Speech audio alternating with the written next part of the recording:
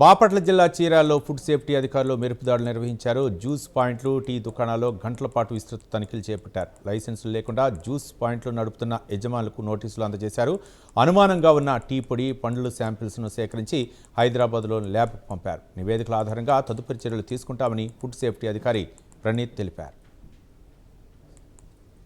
నిన్న ఇవాళ మనం ఫ్రూట్ జ్యూస్ పాయింట్లు, తర్వాత టీ పౌడర్ స్టాల్స్, తర్వాత కూల్ డ్రింక్స్ అనేది కంపల్సరీగా మనం అన్ని ఇన్స్పెక్షన్ చేయమని ఆర్డర్స్ ఇచ్చారు.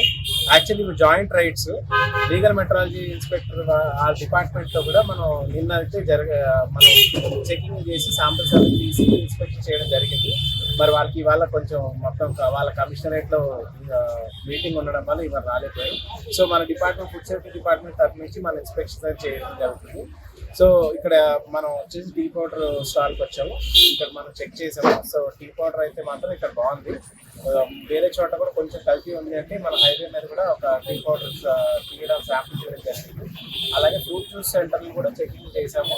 ఎవరికైతే లైసెన్సులు లేవో వాళ్ళందరికీ నోటీసులు ఇవ్వడం జరిగింది. వారి లోపల వాళ్ళు వచ్చి వాళ్ళ డాక్యుమెంట్స్ సబ్మిట్ చేసి లైసెన్స్ తీసుకోవడానికి వాళ్ళకి టైం ఇచ్చాము. చిన్న జ్యూస్ పాయింట్లు కాబట్టి వాళ్ళకి అంత ముందుగానే ఆ లైసెన్స్ తీసుకోవాలన్నది అవగాహన లేదు కాబట్టి మనం సెక్షన్ 31 కింద నోటీస్ ఇవ్వడం జరిగింది.